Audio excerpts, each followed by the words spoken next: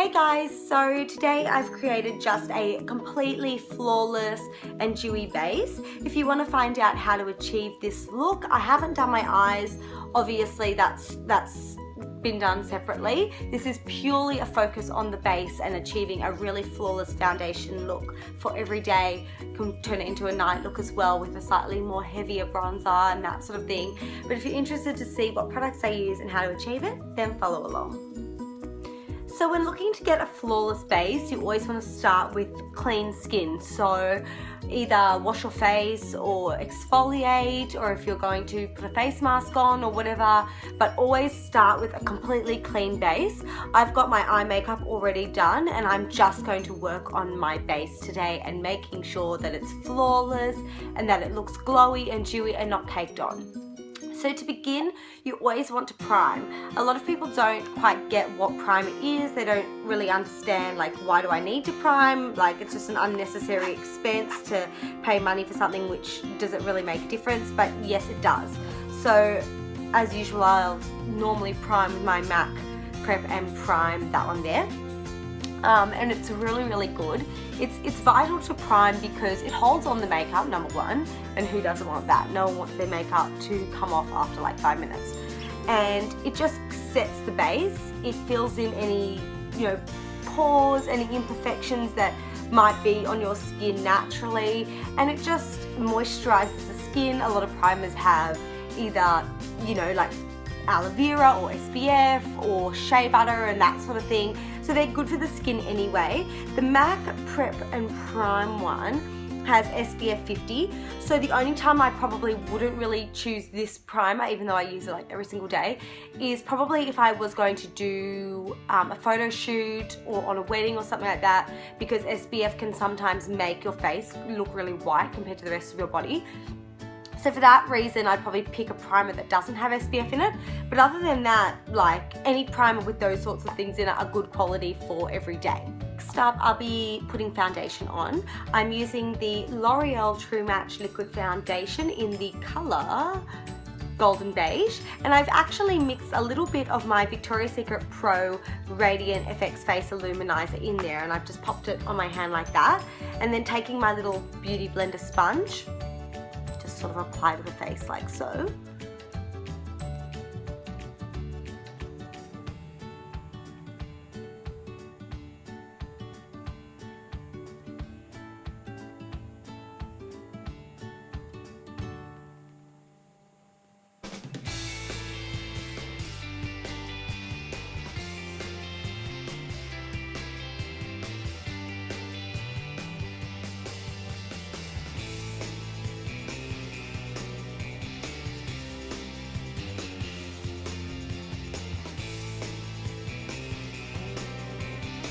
Next up, I'll be taking my MAC Prolong Wear Powder.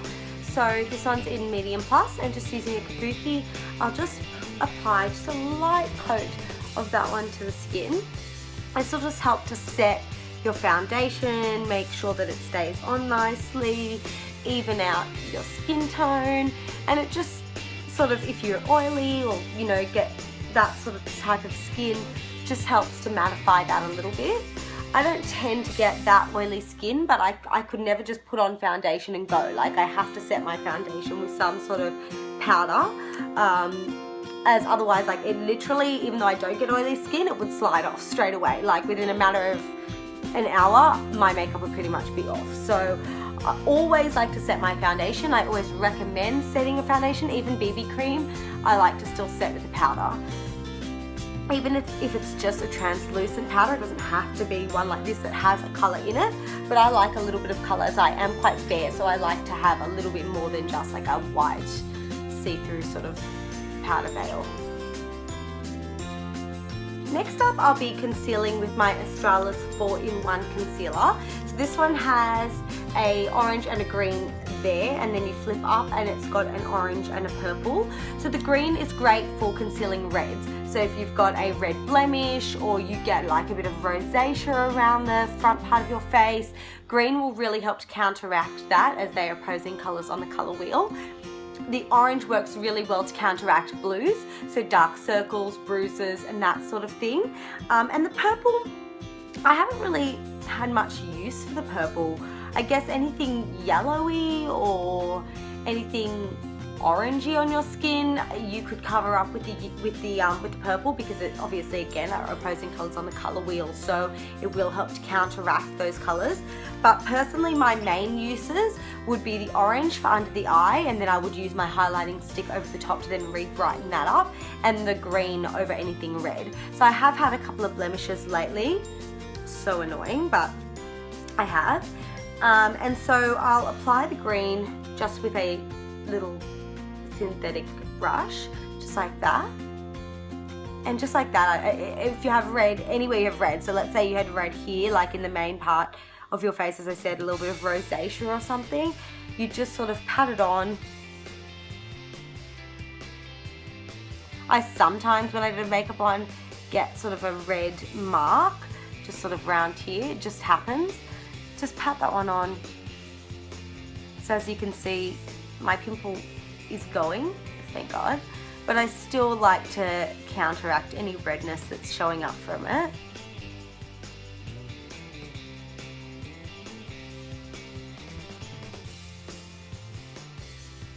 So then next up, using the orange, that one there, I'll be applying that one under my eyes.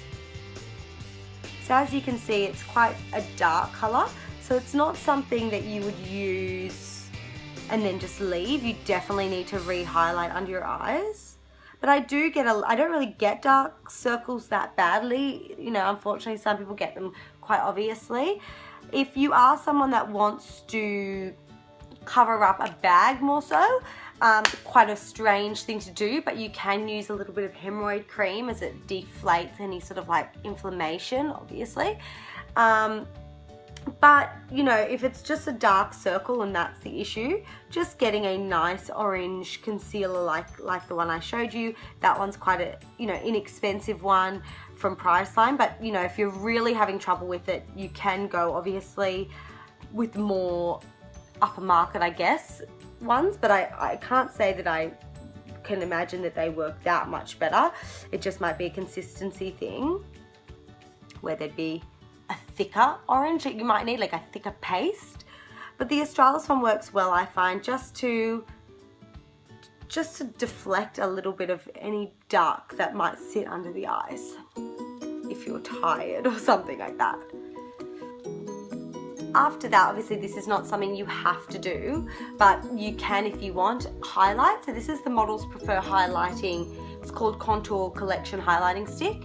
So I would definitely highlight with that, because I feel like after having used the orange, it sort of takes away a little bit from the highlighted parts of the face.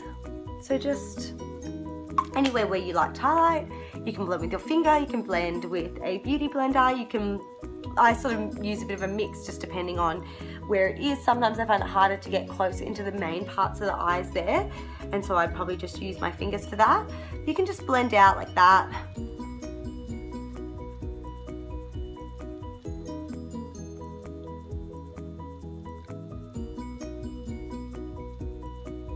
Down the front of the nose there.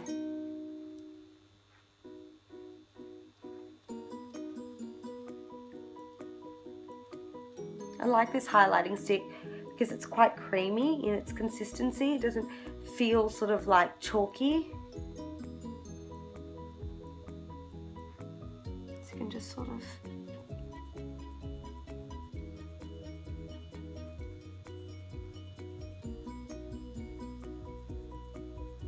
set that. You can use any sort of highlighting and contouring kit or a nice white sort of lighter powder, but I'll be using my AC On Tour Australis contour kit, and I'll be taking a mix of the yellowy tone and the whiter tone and just tapping that under the eye like that, along the sides of the nose, and then obviously anywhere where I've highlighted. That will also work to set my highlighting stick, as you know, I like to set, and then just mattify it a little bit. You don't want it to be completely like chalked up, but you do want to be mattified, as it can look a little bit too dewy otherwise. So the yellow is good in this palette. I don't use it all the time, but it is good to help continue to counteract any dark circles under the eyes. Then just taking a normal blush brush, you can use any of the sort of brownie tones on the palette and just give yourself a little bit of a cheekbone there. You don't have to full on contour with it, you can if you wish, but you know, for every day it's not completely necessary. And make sure you kind of tap your brush off once you've got the colour on there. I find otherwise sometimes it goes on a little bit too thick. You can sort of use the browns to go along the hairline, contour around the forehead area, give your skin a little bit of colour if that's all it's for. You don't have to, as I said, use it for contouring only. It does have a nice bronzy tone for bronzer anyway.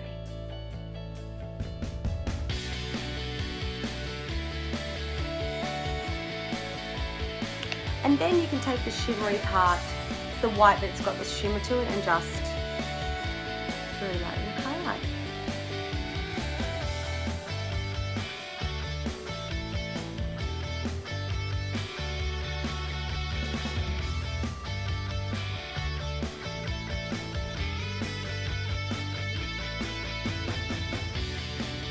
Then obviously, you know, you can fix up things like the brows and that sort of thing, which might get a little bit sort of dusted with other colours.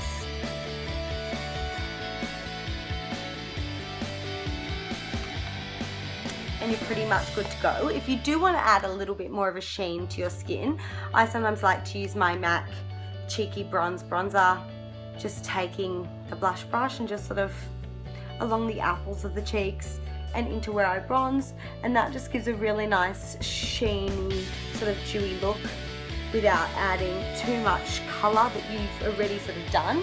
So just along the main parts of the face, down the neck,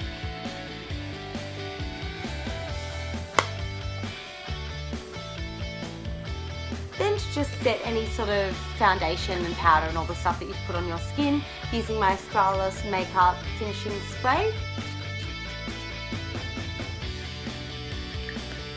So there you have it, guys, just a really nice dewy, bronzy, sort of soft, flawless base.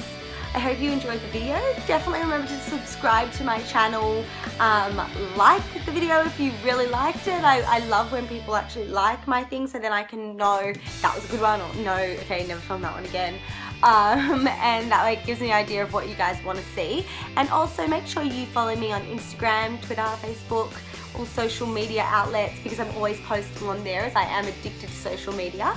So definitely follow on there if you have an account. And other than that, I hope to see you at my next video. Bye!